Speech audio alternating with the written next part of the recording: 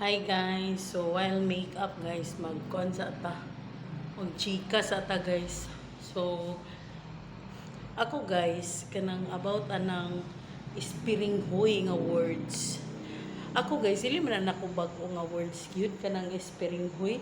Sa unang panahon mga bata pa ko, ako naman na siyang nadungog pero dili siya bad nga kanang meaning. Pero karon guys, bad meaning naman siya, uy.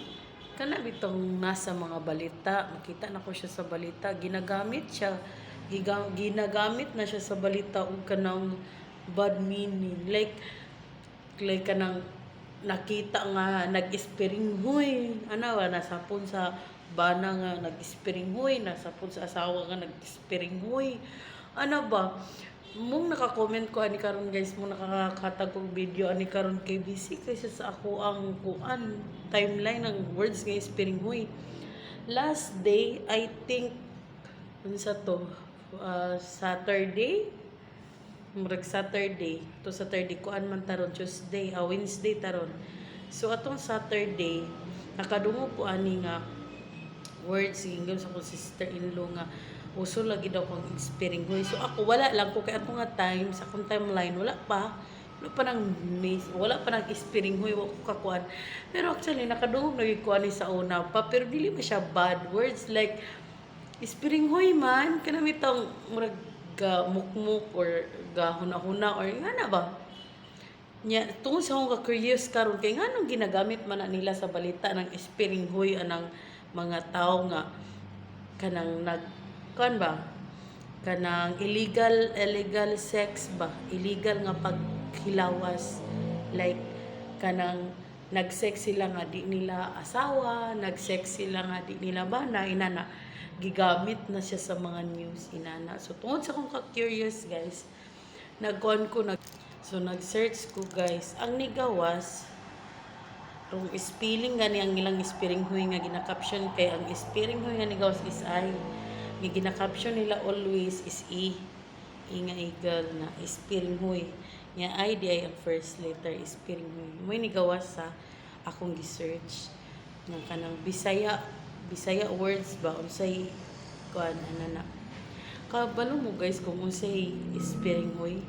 Dili siya sex, dili siya ingana ang meaning guys. Ang meaning niya is kanang bayarang babae. So dili siya sex. Kaysa mga balita man gud kay nasapon ang isa ka bana nga nag-ispiring huy. Sana na ba? So di ba kung mayon kag nasapon nga nag-ispiring huy, dili man siya bayarang babae. Nag-ispiring huy man. So nag-sex, di ba? Dayon tatong nasapon ang bana nagkuyog sa ispiring huy kana. Kay nagkuyog man. So tao siya, di ba? Person siya.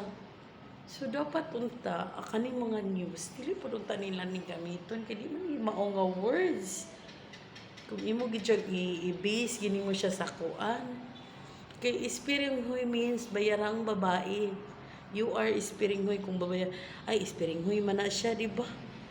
Inana siya. Kung siya type of person siya, isa siya ka persona, isa siya ka pag-explain or sa isa ka tao. Ispiring huy dili kay gibuhat. Ispiring huy means dili siya buhat kundi isa siya ka uri ng tao, uri ng diba? Nga na. So layo ra kay mo. Nya imagine nimo ang nagapit ana kay mga news. Chukay kayo news as in sa news nako nakita nga nagigamit nya. Jukira uy. Tapos karon kay gina-caption basta ginakuan kanang mga ingana ba illegal sex or kanang ipinagbabawal na pagtatalik. Gigamit na nilang words nga ispiring huy. So, guys, kanang dili na siya mao ang meaning. Ang meaning sa ispiring huy is bayarang babae. So, it means person. Kuan siya, isa siya ka person. Pag-explain siya sa unsa ang person. dili siya gibuhat, dili siya buhat. Ingana siya guys. So mo lang to akong maistorya guys sa karon kay murag lang. Busy na gid kayo sa kuan guys, sa ako ang timeline ang words nga ispiring huy. Ha? What happened to the people in the world? Why always using ispiring huy? Then using ispiring huy in kuan dili mao nga paggamit. Dili siya proper way of kuan paggamit. Ispiring huy means bayarang babae, not illegal sex or illegal na paghilawas. Illegal, mga illegal ba like kabet o unsa pa na diha, dili ingana guys. Ispiring huy means bayarang babae. So mura to guys ang ako ang kaalaman nga natutunan for today's video, because ispiring huy is not a sex, you know. Ispiring huy means bayarang babae. So sa mga nagamit-gamit diha sa ispiring huy nga words, stop na kay murag dili siya mao. And the words and the kung pagit ka ng letter kanang usa ba spelling is I, not E. Ispiring huy, it's Bisaya word, so it's gahi. Kay alam naman natin na pag Bisaya, gahi talaga yan. Gahi talaga, matigas talaga yung salitang Bisaya. Parang galit pa nga palagi.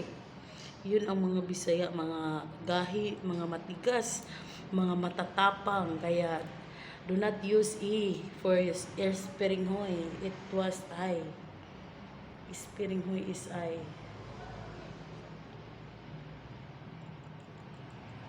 So maura to guys. Thank you for watching everybody and have a good day everyone. And mura to akong mahatag karon nga knowledge sa tanan nga mga tao nga nakita nako sa ako ang timeline og sa tanan pang mo mag-try og gamit sa words nga ispiring huy. Thank you everybody. Goodbye. Love you all.